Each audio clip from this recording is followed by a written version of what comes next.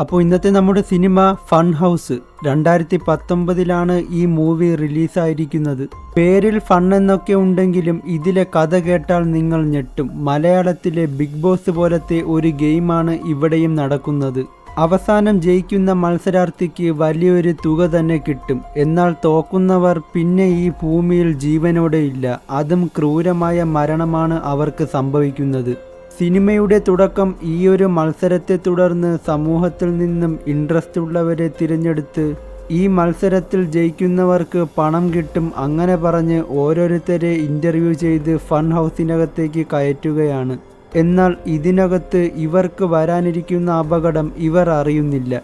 പിറ്റേന്ന് രാവിലെ കണ്ണ് തുറക്കുമ്പോൾ മനോഹരമായ ഫൺ ഹൗസ് കണ്ട് അവർ അങ്ങുമിങ്ങും നടക്കുന്നു. ഇവരെ നിയന്ത്രിക്കാനും ഏതൊക്കെ തരം ഗെയിമുകളുണ്ടെന്ന് പറയാൻ ഇവിടെ ഉള്ളത് സ്ക്രീനിൽ കാണിക്കുന്ന ഒരു പാണ്ടയാണ്. ഒപ്പം അവിടെയുള്ള ഫൺ ഹൗസ് സ്റ്റാഫുകളും പാണ്ടയുടെ മുഖം മൂടി ധരിച്ചിട്ടുണ്ട്. അങ്ങനെ ആദ്യത്തെ ഗെയിം ആരംഭിക്കുന്നു. അതിനായി രണ്ടുപേരെ മാത്രം ഒരു റൂമിൽ കയറ്റിയിട്ട് ബാക്കിയുള്ളവരെ ആ രണ്ടുപേരെ കാണാവുന്ന രീതിയിൽ പുറത്ത് നിർത്തുന്നു. ശേഷം 2 സ്റ്റാഫുകൾ വന്ന് ഒരു പെണ്ണിൻ്റെ കണ്ണ് കെട്ടുന്നു. തൊട്ടടുത്ത് ഒരു പാണ്ടയുടെ പൊമ്മ തലയുമുണ്ട്. ഇതിൽ ഈ ബേസ്ബോൾ ബാറ്റ് കൊണ്ട് അടിക്കണമെന്ന് അവളോട് പറയുന്നു. പിന്നീട് നടന്ന കാഴ്ച പുറത്തുള്ളവരുടെ മനസ്സിനെ നടുക്കുകയാണ്. പാണ്ടയ്ക്ക് പകരം ഇവളുടെ കൂടെ വന്ന യുവാവിനെ വായയെല്ലാം കെട്ടി താഴേക്കിറക്കുന്നു. ശേഷം ഈ കാര്യമറിയാതെ പാണ്ടയാണെന്ന് കരുതി അവൾ ബാറ്റ് മാറി അവനെ അടിക്കുന്നു. ഈ കാഴ്ച കണ്ട് ബാക്കിയുള്ളവർ ഞെട്ടി നിലവിളിക്കുകയാണ്. അകത്ത് വലിയ സൗണ്ടിൽ പാട്ട് വെച്ചതിനാൽ അവൻ്റെ നിലവിളി ഇവളും കേൾക്കാനിടയായില്ല. എന്നാൽ ഈ നടക്കുന്നതെല്ലാം ഓൺലൈനിൽ ഫൺ ഹൗസ് നടത്തുന്ന സൈക്കോ മുതലാളി ലൈവ് സംപ്രേഷണം ചെയ്യുകയാണ്. സമൂഹത്തിൽ ഇത് വലിയ ചർച്ചാ വിഷയമായി മാറി. കൂടാതെ ലൈവിൽ ജനങ്ങളുടെ എണ്ണം കൂടാനും തുടങ്ങുന്നു. അങ്ങനെ ആ യുവാവ് ക്രൂരമായി മരിക്കുന്നു. കൺകെട്ട് തുറന്നു നോക്കിയ അവൾ ഞെട്ടിപ്പോവുകയാണ്. തുടർന്ന് ഇവിടെ നടക്കുന്നത് മരണക്കളിയാണെന്ന് എല്ലാവർക്കും മനസ്സിലാവുകയും ചെയ്യുന്നു. അങ്ങനെ പോലീസും നാട്ടുകാരും ഇത് നടക്കുന്ന സ്ഥലത്തെക്കുറിച്ച് അന്വേഷിക്കാൻ നോക്കിയെങ്കിലും ഒരു വൈറസിൻ്റെ സഹായത്താലാണ് ഇൻ്റർനെറ്റിൽ ഈ ലൈവ് നടത്തുന്നത്. അതുകൊണ്ട് ലൊക്കേഷനൊന്നും പോലീസിന് എളുപ്പത്തിൽ കണ്ടുപിടിക്കാനായില്ല. നാളുകൾ കഴിയുന്നു. ലൈവിൽ വരുന്ന ജനങ്ങളുടെ എണ്ണം ഒന്നടങ്കം കൂടുകയാണ്. കൂട്ടത്തിൽ ഒരാൾ ഫൺ ഹൗസിൽ നിന്നും രക്ഷപ്പെടാൻ ശ്രമിച്ചെങ്കിലും അത് പരാജയപ്പെടുകയാണ്. തുടർന്ന് എതിർത്തപ്പോൾ അവിടുത്തെ സ്റ്റാഫുകൾ അയാളെ ബന്ദിയാക്കി ശേഷം ക്രൂരമായ ശിക്ഷ കൊടുക്കുന്നു. അയാളെ ഒരു വലിയ ടാങ്കിൽ നിർത്തി വീര്യം കൂടിയ ആസിഡ് ഒഴിച്ച് ശിക്ഷ നടപ്പാക്കുന്നു. ആർക്കും കണ്ടുപിടിക്കാൻ പറ്റാത്ത വലിയൊരു അണ്ടർഗ്രൗണ്ടിലാണ് ഫൺ ഹൗസ് ഒരുക്കിയിട്ടുള്ളത്. കുറച്ചു നേരത്തിന് ശേഷം ബാക്കിയുള്ളവർ കണ്ടത് ആസിഡിൽ പൊള്ളി ഉടല് മാത്രം തൂങ്ങിക്കിടക്കുന്ന തങ്ങളുടെ കൂട്ടുകാരനെയാണ്. ഈ കാഴ്ചകളെല്ലാം വമ്പൻ ഭീതിയോടെ ആളുകളുടെ മുന്നിലെത്തുന്നു. പോലീസ് അന്വേഷണം കൂടുതൽ സജ്ജമാക്കി. എന്നാൽ ഒരു പ്രത്യേകതരം വൈറസ് കൊണ്ട് ലൈവ് ചെയ്യുന്നതിനാൽ വീണ്ടും സ്ഥലം കണ്ടുപിടിക്കുന്നത് അത്ര എളുപ്പമല്ലെന്ന് വാർത്താ ലേഡി ജനങ്ങളോട് പറയുകയാണ്. കുറച്ച് ദിവസത്തിന് ശേഷം പാണ്ട വീണ്ടും സ്ക്രീനിൽ വരുന്നു. എന്നിട്ട് അടുത്ത ഗെയിമിനായി 2 പേരെ തിരഞ്ഞെടുക്കുന്നു. അവരെ ഒരു ഇരുട്ടുമുറിയിൽ കൊണ്ടുപോയി 2 പേർക്കും 2 വലിയ കോടാലി കൊടുക്കുന്നു. ആരാണ് വെട്ടുകൊണ്ട് മരിക്കുന്നയാൾ അവർ തോൽക്കും, മറ്റേയാൾ ജയിക്കും. ഇതാണ് ഗെയിം. അവസാനം സ്വയം ജീവൻ രക്ഷയ്ക്കായി അവർ പരസ്പരം പൊരുതുന്നു. പുറത്തുള്ളവർക്ക് അവരെ കാണാൻ തന്നെ കഴിയുന്നില്ല. മത്സരിക്കുന്നവർക്ക് മാത്രം പരസ്പരം കാണാം. വലിയ ത്രില്ലോടുകൂടി ലൈവിൽ ജനങ്ങളും ആര് മരിക്കുമെന്നറിയാൻ കാത്തിരിപ്പോടെ ഇരിക്കുന്നു. അവസാനം ഒരുത്തിക്ക് വെട്ടുകൊണ്ട് പിടഞ്ഞ് താഴെ വീഴുകയാണ്. ഇതും കൂടി ആയതോടെ വാർത്ത വൻ രീതിയിൽ കത്തിക്കയറുന്നു.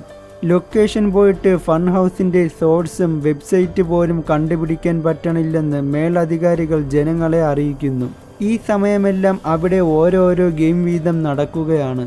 പല വെറൈറ്റി ഗെയിമിനായി അവരെ വിളിക്കുകയും അതിൽ ഒരു പെണ്ണ് തോറ്റ് അതിക്രൂരമായി മരിക്കുകയും ചെയ്യുന്നു. എന്നാൽ അവളെ മരണം തിരഞ്ഞെടുത്തത് കയ്യും കാലും 4 വാക്കിൽ കെട്ടി വലിച്ചു മുറുക്കി കയ്യും കാലും വേർതിരിച്ചെടുക്കുന്ന രീതിയിലായിരുന്നു. ദിവസങ്ങൾ കഴിയുന്തോറും ക്രൂരകൃത്യങ്ങൾ കൂടിക്കൂടി വരുന്നു. തുടർന്ന് ഈ കേസന്വേഷണം FBI-യുടെ അരികിലെത്തുകയാണ്. ശേഷം വളരെ കഷ്ടപ്പെട്ട് അതിവിദഗ്ധമായി ഫൺ ഹൗസ് നടക്കുന്ന ലൊക്കേഷൻ അവർ കണ്ടെത്തുന്നു. ഈ സമയമൊക്കെ ഇവിടെ ഗെയിമുകൾ നടന്നുകൊണ്ടിരിക്കുകയാണ്. ഒരു ലേഡി ചെസ് മത്സരത്തിൽ തോൽക്കാനിടയാവുകയും ഭാഗ്യം കൊണ്ട് വിന്നർ ബാറിൽ കയറി അവൾക്ക് തൻ്റെ ജീവൻ തിരിച്ചു കിട്ടുകയും ചെയ്യുന്നു. അതായത് എന്തായാലും തോറ്റു, ഒരു ചാൻസ് എന്നതുപോലെ വിന്നർ ബാറിൽ കയറി നിൽക്കുകയും ആ സർക്കിൾ കറക്കിയിട്ട് ഏത് കോളമാണ് അവൾക്ക് അനുകൂലമായി വരുന്നത് അതുടൻ അവിടെ നടക്കുകയും ചെയ്യും. എന്നാൽ ഇവളെ കൊല്ലരുതെന്നായിരുന്നു ആ വിന്നർ ബാറിൽ അവൾക്ക് നേരെ വന്നത്. ശേഷം മറ്റ് രണ്ടുപേരെ 2 തോക്കുകൾ കൊടുത്ത് പരസ്പരം ഷൂട്ട് ചെയ്യാൻ പറയുന്നു. ആരാണ് വെടികൊണ്ട് മരിക്കുന്നത് അവർ തോൽക്കും, മറ്റേയാൾ ജയിക്കും. എന്നാൽ ഇവർ തമ്മിൽ വളരെ അഗാധമായ പ്രണയത്തിലായിരുന്നു. അതിനാൽ അവർ നേരത്തെ തീരുമാനിച്ചുറപ്പിച്ചതുപോലെ സ്വയം വെടിവെച്ച് 2 പേരും അവിടെ മരിച്ചു വീഴുന്നു.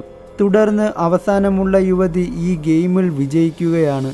എന്നാൽ ഈ സമയം ഇവിടെ പോലീസുകാർ ലൊക്കേഷൻ വഴി ഫൺ ഹൗസിൻ്റെ അണ്ടർഗ്രൗണ്ടിന് മുകൾ ഭാഗത്തെത്തുന്നു.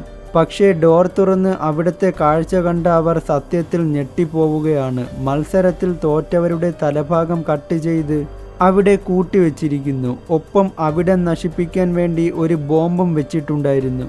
ഇത് കണ്ടപാടെ പോലീസുകാർ 4 വാക്കിലും ഓടി മറയുന്നു. അല്പനിമിഷത്തിനകം അവിടെ മുഴുവൻ ബോംബ് പൊട്ടി നാശമാവുകയാണ്.